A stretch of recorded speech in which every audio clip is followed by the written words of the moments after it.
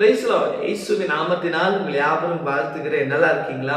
இந்த கால வேளையில உங்களை சந்திப்பதில் நான் மிகுந்த மகிழ்ச்சி அடைகிறேன். ஒவ்வொரு நாளும் ஏசப்பா நம்மோட அவர் பேசிக் கொண்டிருக்கிறார்.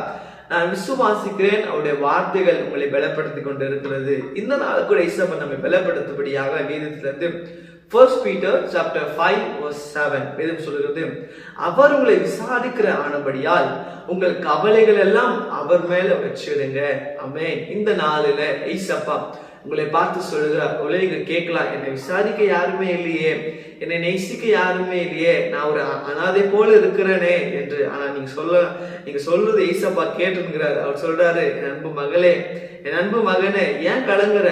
நான் உன்னை விசாரிக்கிற தேவனா இருக்கிறேன். ஆமென். அவர் சொல்றாரு, நானே உன்னை விசாரிக்கிற தகப்பனா இருக்கிறேன். எவ்வளவு நல்ல தேவன் இல்ல? பாருங்க, ஏசப்பா நம்மளை விசாரிக்கும் போது உங்களுடைய கவலைகள், கண்ணீர் எல்லாமே அவர் மேல வச்சிடுங்க. அவர் பார்த்துக்குவாரு. இது வரைக்கும் புலம்பினே இருக்காதீங்க. ஐயோ, நாம விசாரிக்கல, தம்பி என்ன சாப்பிட்டியான்னு கேட்க யாருமே இல்லப்பா, எப்படி வாழ்றேன்னு கேட்க யாருமே இல்லையாப்பா, எனக்கு நல்ல பணம், சொத்து, அந்தஸ்து, ஆசைலாம் இருக்கும்போது நான் கூப்பிடாமலே எங்களோட சொந்த பந்தங்கள் எல்லாம் வந்துட்டு போனாங்க, எப்பவுமே என் பக்கத்துல இருக்குவாங்க. ஆனா இப்ப எனக்குன்னு எதுவுமே இல்லை, நான் கூப்பிட்டாமலே பார்க்காத மாதிரி போறாங்களேப்பா, அதுதான் உலகம். ஆனா ஏசப்பா சொல்றாரு, உன்கிட்ட என்ன இருக்குதோ இல்லையோ, நான் உன்னை விசாரிக்கிற தேவனா இருக்கிறார்.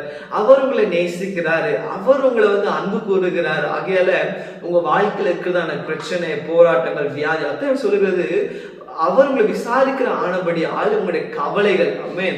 உங்க என்ன கவலை இருக்கலாம், இல்ல வியாதியா இருக்கலாம், இல்ல கடனா இருக்கலாம், இல்ல பிரச்சனையா இருக்கலாம், மத்தவங்க சொல்ல முடியாத ஒரு வியாதியா இருக்கலாம். எனக்கு இது மத்தவங்க சொல்லக்கூட எனக்கு ஆவலப்பா, பிகாஸ் யாருமே என்ன விசாரிக்க மாட்டேங்கிறாங்க அப்படின்னு சொல்லலாம். ஆனா இந்த கவலை, துக்கம், கண்ணீர், கடன், வியாதி எல்லாமே அவர் மேல வச்சிடுங்களேன்.